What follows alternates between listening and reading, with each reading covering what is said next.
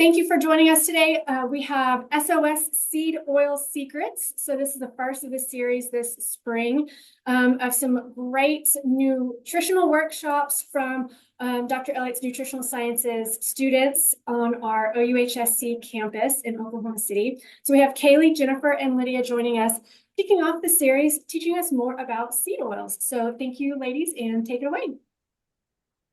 Hi, everyone. My name is Kaylee. I'm Jennifer. And I'm Lydia. We're all dietetic students here at the University of Oklahoma. And for your lunch and learn today, we are going to be presenting on seed oils. So our title of our presentation, S.O.S. Seed Oil Secrets. I kind of wanted to start out in giving a disclaimer. Seed oils in the media, it's kind of been a little bit of a controversial topic, whether or not you've seen them on Instagram, maybe you've seen them on Facebook or other areas of the media. Our goal today is for you to walk away from this presentation just with a better understanding and a little bit more education on how to use seed oils in your diet in the future.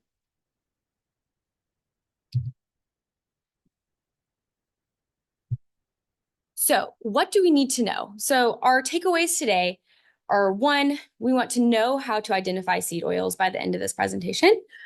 Number two, we want to be able to understand the composition of seed oil. So where do they come from? What are they made of? And then number three, we aim to explain different ways we use them and how they can be implemented into the diet. Before I go to the next slide, I want to ask a question.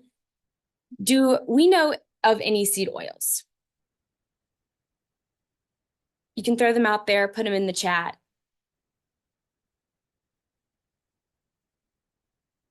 Sunflower? Yes, sunflower is a seed oil. Grapeseed. Other grapeseed. Yes. Soybean. Avocado, question mark? So avocado is actually not going to be, I don't think, our seed oils because it's not derived from seeds. But here are just a few.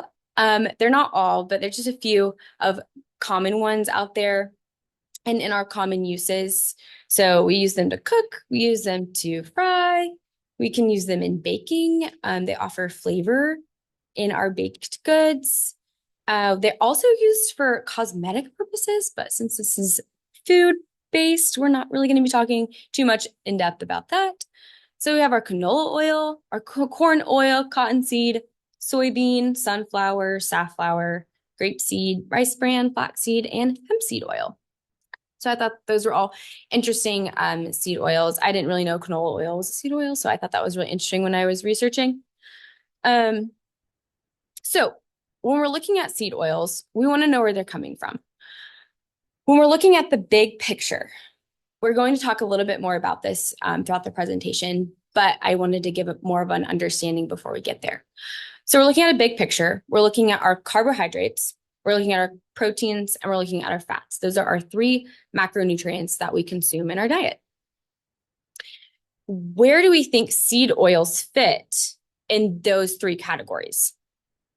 And you can throw that out there. You can put it in the chat.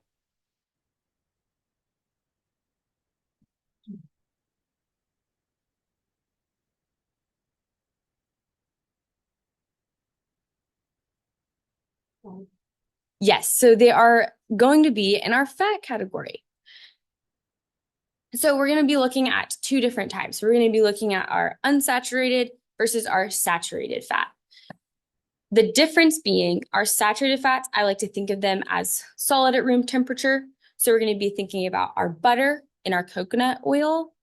Those are going to be our saturated fats, and they're going to be more tightly compact.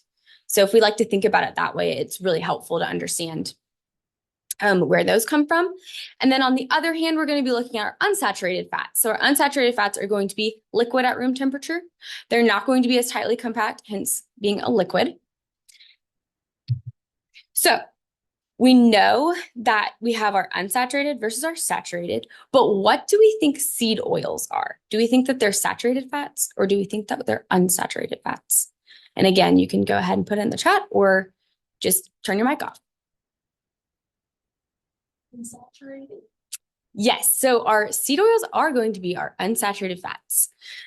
We're going to look a little bit further into that, and we're going to be looking at our MUFAs and our PUFAs. Now, it's kind of like a silly way of saying it, but these are just our mono unsaturated fatty acids and our poly unsaturated fatty acids. So mono meaning one and then poly meaning multiple. We're going to look a little bit further into our poly unsaturated fats. And we're going to be looking specifically at our omega-6s and our omega-3s. So I know that omega-3s, we think a lot about brain function and we think about fish oils, we think about DHA. It's really good for the brain. An omega-6, maybe we haven't heard a lot about it, but those are just two factors in our polyunsaturated fats. This is just a graph that I like to look at. I think it gives a really good visual of our solid fats versus our oils. So if you can look to the left of your screen, you're going to see those solid fats. So you see our coconut oils on there, and you see our butters on there, and you see that they're high in our saturated fat content. And then when we look to the right of our screen, we're going to see our oils. And as you can see, the distribution of our MUFAs and our PUFAs are greater than our saturated fats. So why do we need to know about these MUFAs and PUFAs? And why do we need to know that seed oil is an unsaturated fat? Well, omega-6 and omega-3, they're essential to our body. And these are our polyunsaturated fats, so our PUFAs. Why are they essential? Well, our bodies don't make these fatty acids, so we need them from our diet. All of the good food that we're consuming, these are where we're going to get our omega-6 and our omega-3s. And then these are just two benefits before we look in a little bit deeper into our benefits. But omega-6 does help lower our LDL, which we consider our lousy cholesterol. We don't really like to say bad cholesterol. We're going to say lousy. And then our omega-3s, they're super, super important for our brain function, like we all probably have heard before. So now Jennifer is going to come up and she's going to explain a little bit more in depth about the benefits of seed oils and some health risks as well.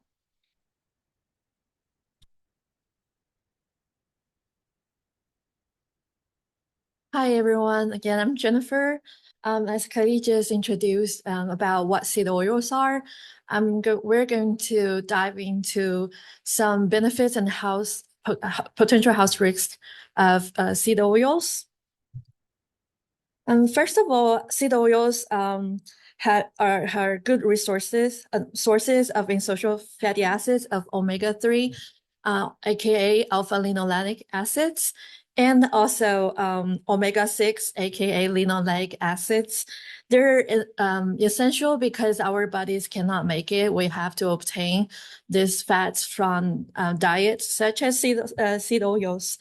And seed oils are sources of antioxidants as well. For example, hemp seed oil is rich in vitamin E, which is a strong antioxidant that fights with free radicals and which help us to delay aging process. They also have anti-inflammatory properties. For example, chia seed is rich in alpha-linolenic acid and help to reduce the oxidative stress in order to reduce inflammation. As for immune system, some seed oils like pumpkin seeds is rich in zinc, which is really important for wound healing and boost the immune system for us. And as for brain function, some seed oils, especially walnut seed oil, that several scientific studies have found that walnut seed oil has enhanced the memory and the learning abilities. And seed oils can also help to improve cardiovascular health. A good example is flaxseed oil, which is really rich in omega-3, the alpha-linolenic acid, and that helps to lower LDL. Some people call it the bad cholesterol. It's important to lower the amount of LDL because if LDL stores in our body too much, it's going to build up plaques and then to cause various cardiovascular disease. Some seed oils like the jojoba oil can help with the skin and health benefit. The unique composition of jojoba oil can mimic natural sebum and become a natural moisturizer for the skin and the hair. And some of the seed oils can help with hormone balance. One of the seed oil is called evening primrose oil, that it can besides contains omega-3 and omega-6, it also contains gamma linolenic acid, which helps women with premenstrual syndromes to alleviate their symptoms. Although I just said so many benefits of seed oil, however, not every type of seed oil is as same beneficial as the others. Here's some examples. There are examples of sunflower oil, soy oil. Some of you just mentioned in the chat, and there do bring some health concerns. The main reason is they're extracted and hydrogenated. They're mainly this 8 seed oils. They're mainly used in processed food products and used in cooking, baking, and frying.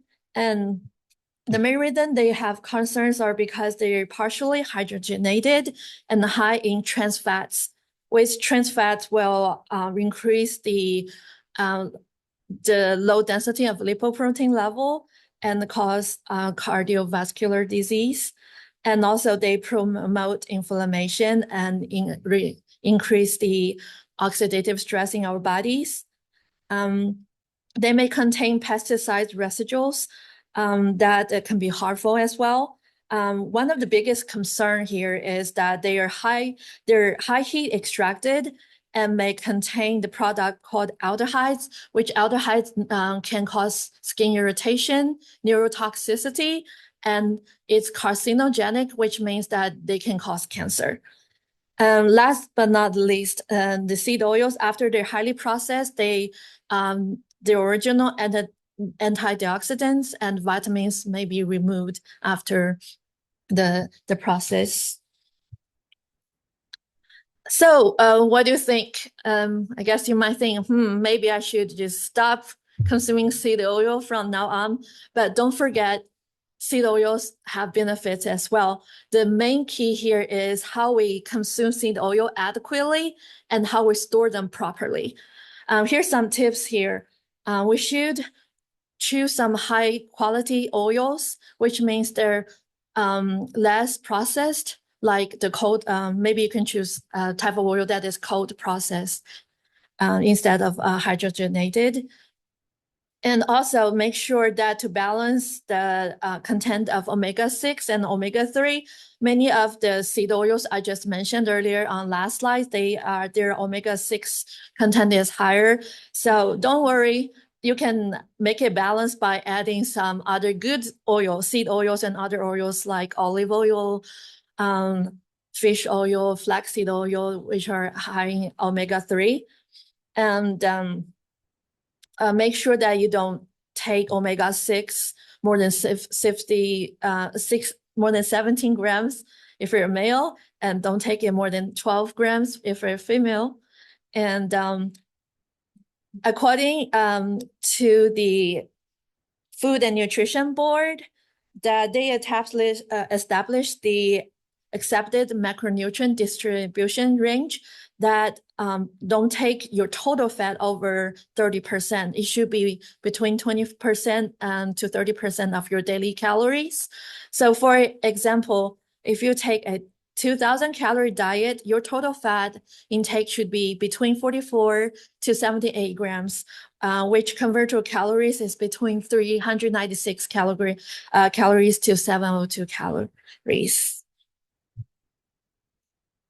And in order to prevent rancidity of seed oil, which rancidity can cause the production of several harmful compounds, Make sure you check the expiration date. Usually, you can be kept from 6 to 12 months. And make sure store in cool, dark place and avoid heat exposure. Keep tightly sealed to minimum air exposure. And discard if it develops unpleasant smell or flavor. Discard right away. All right. So as Katie told us what seed oils are, and I just do some benefits and potential health risks. Lydia is going to put all of them together. So I'm going to let Lydia talk. Awesome. Thank you, Jennifer. So like Jennifer said, now that we've got a great foundation of what seed oils are, I'm going to kind of get into some of the application. But before we do that, I want everyone to take a second and drop in the chat one thing you remember that Jennifer and Kaylee told us about seed oils.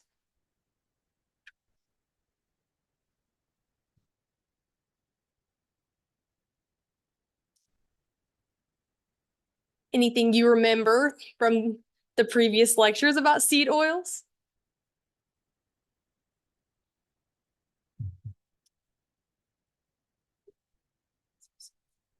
Okay, great.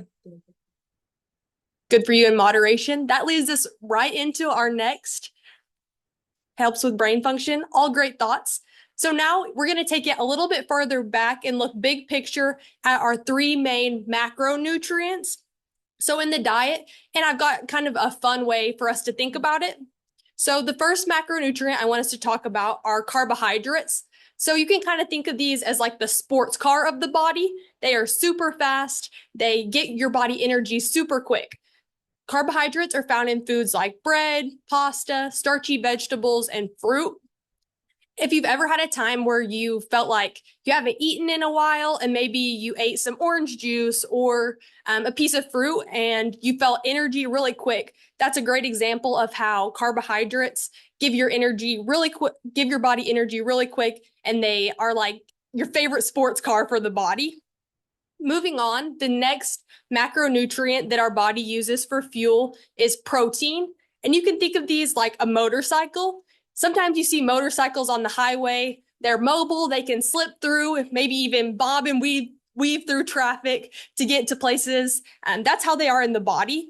Protein can be used for energy or stored in muscles. And they're also found in plant and animal sources. And then moving on to fats, which has been the main topic of today's lecture. Fats are like a big semi-truck. They are energy dense. Think about that semi-truck trailer being packed full of energy, as opposed to carbohydrates and protein that give our body 4 calories per gram of energy. Fats are quite a bit more at 9 calories per gram, just reiterating that they're very energy dense. And then along with that, an excess of fats can cause sort of a traffic jam in the body, which can lead to some negative health outcomes like inflammation. So we want to be sure, like Jennifer mentioned previously, we're eating fats in moderation. They're needed for the diet, but we just want to stick to about a 20 to 35% range for fats in our daily diet. So moving on, we're going to talk a little bit more in depth about our two main categories of fat. The first type of fat is saturated fat.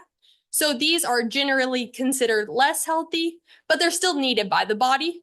A great way to spot these is they are solid at room temperature. So think of your things like butter that comes in a stick that's solid, or lard or animal fat that's solidified at room temperature. Those are easy ways to spot your saturated fat.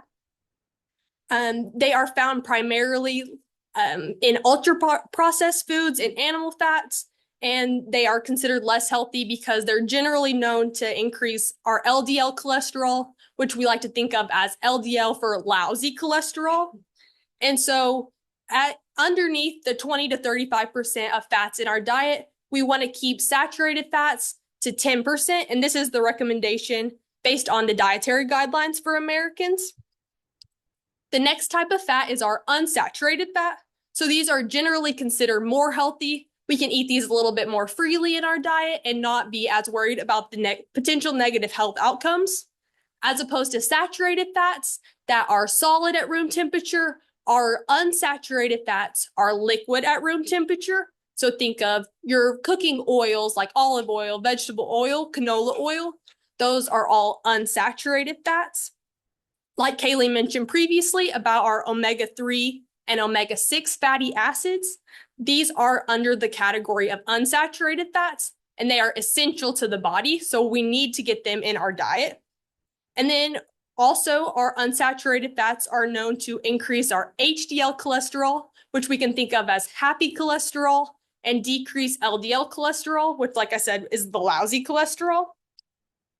So now that you've got all this information, we kind of want to move into now what? What do we do with all this knowledge? So these are just some general guidelines that you can maybe think about and see how they might fit into your lifestyle. So one way I like to think about this, just how to create your diet, is kind of this idea of the 80-20 rule. So maybe 80% of your diet of the time, you are focusing on whole foods that are nutrient dense.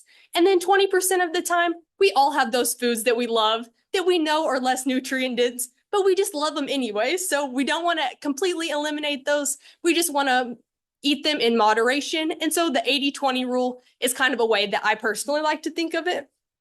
Once again, all foods can fit into our diet. We just have to make room for them in moderation. And so one way you can spot a nutrient-dense food really quickly is to look on the food label. And if it just has one ingredient or fewer ingredients, that's going to be a great source of whole foods most of the time.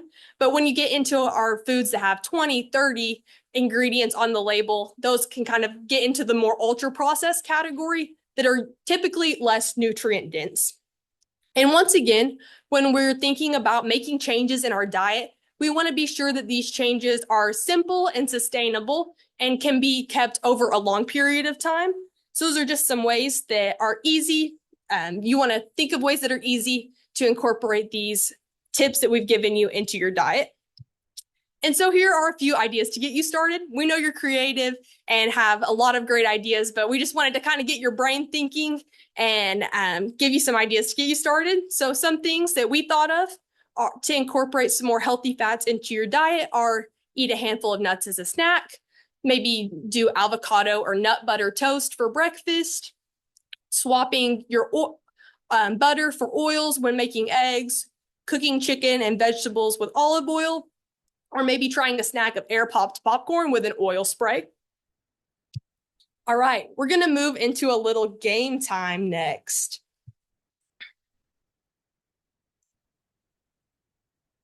So we're going to do a Kahoot.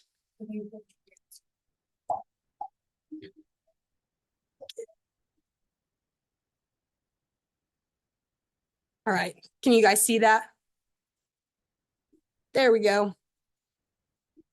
You'll go to the Kahoot, www.kahoot.it, and then put in this game password, or you can scan the QR code for the game.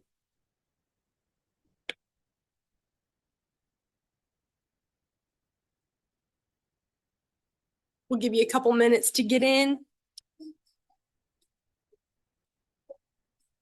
Perfect.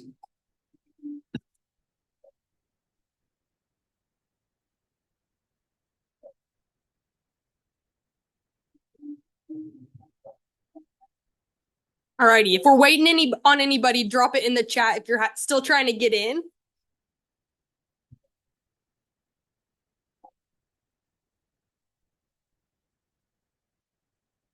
Look good?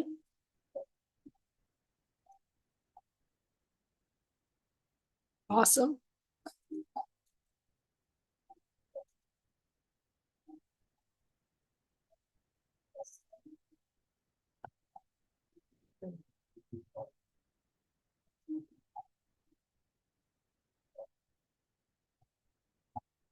All right, for the sake of time, we're going to go ahead and get started. I think you can still join in as we get going here. So these are some questions that we addressed during our presentation, just to kind of reiterate the information. Which of the following is considered a seed oil?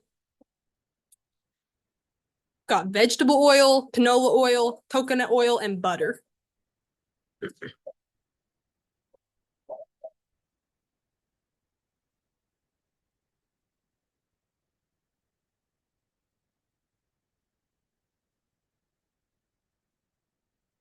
Awesome. Canola oil is considered a seed oil. We've got LOL at the top of the leaderboard. Next question. Which fatty acids are commonly found in seed oils?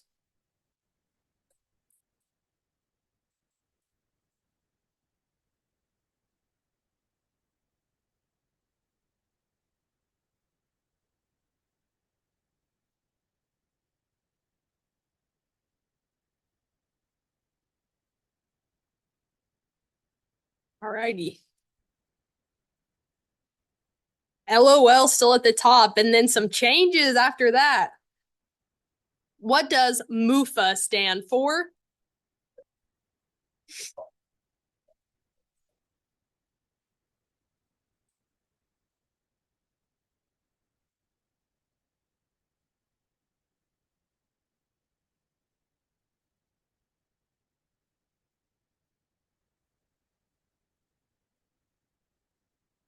Awesome. Everyone got that one right. Great job. Linz is on fire. 3-answer streak. What is a common use for processed seed oils? Salad dressing, homemade soup, cooking and frying, or car wash fluid?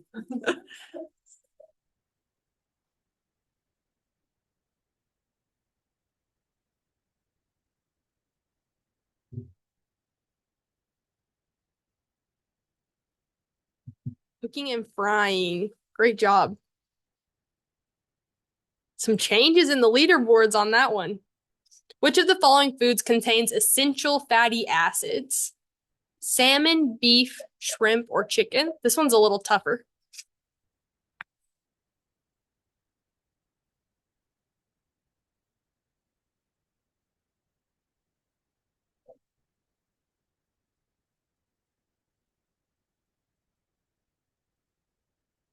Oh, great job. Everyone got that one. What type of fat is considered more heart healthy? Trans fat, unsaturated fat, saturated, or carrots?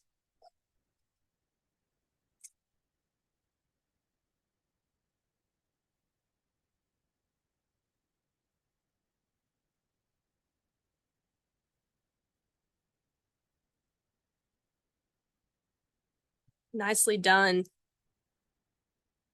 KW at the top of the leaderboard. What type of fat is coconut oil primarily made of? MUFAs, PUFAs, saturated, or dog food?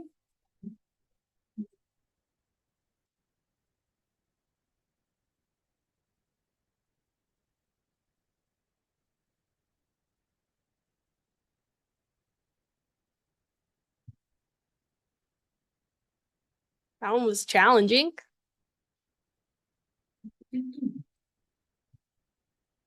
What is a way to incorporate more healthy fats in the diet?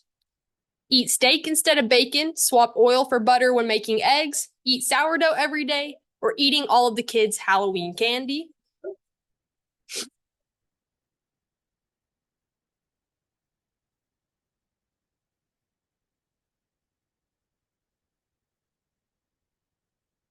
Perfect. Great job. Kimberly at the top of the leaderboards. Okay, last question. How do fats fit in a healthy diet? Negative 50% calories, 2,000% of calories, 20 to 35% of calories, or 2 to 7% of calories?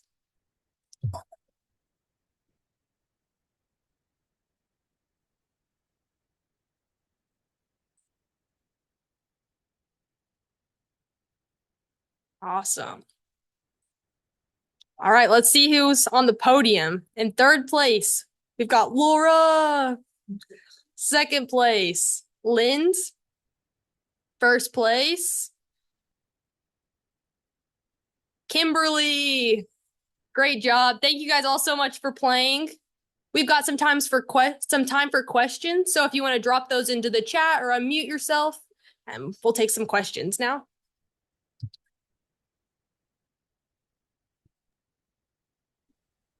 I do see that one just got dropped in the chat. Someone asking if they have a coworker who wanted me to ask if the presentations or information is available on the OU website. She is frequently interested in topics, but is unable to attend. So I have to address that. So yes, whenever we can, we try to record virtual workshops like the one today, and then put the recording on our YouTube channel. We have a Live Well OU YouTube channel you can find them on.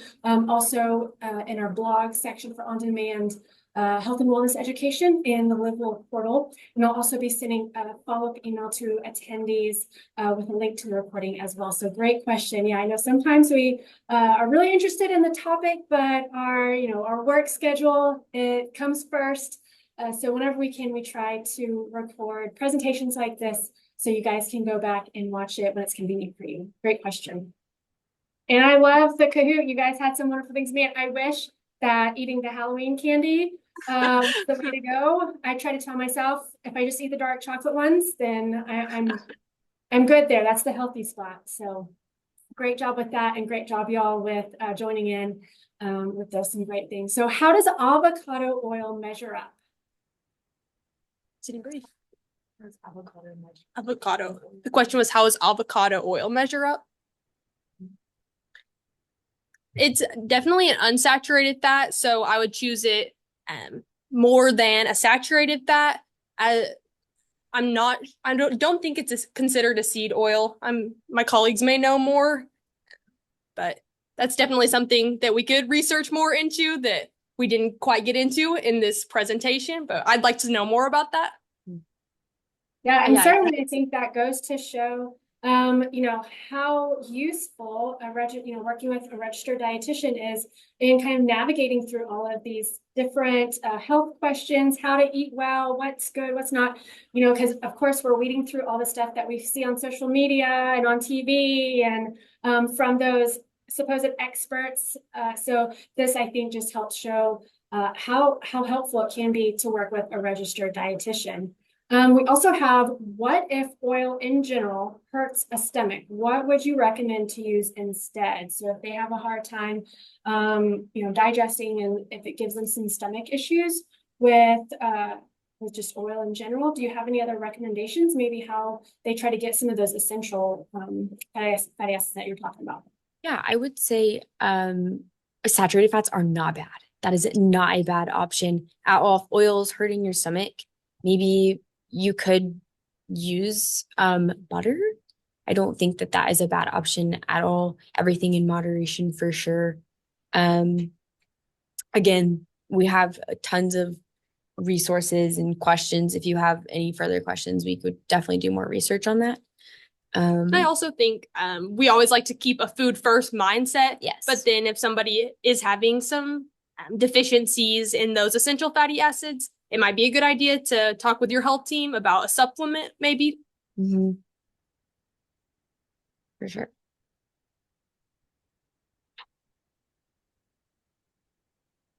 Wonderful. Does anybody else have any questions? Some good stuff popping in chat.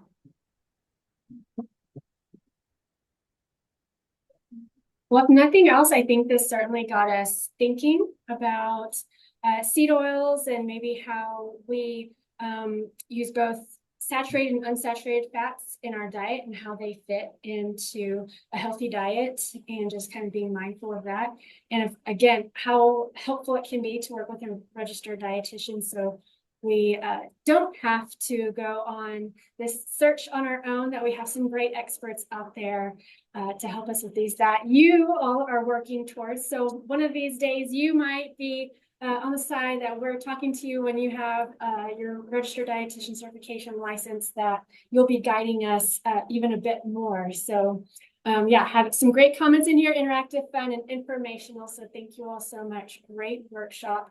Again, attendees, look out for the follow-up email. I'll have some slides to share as well as the rest of the recording. So you all, thank you so much. Thank you. Thank you.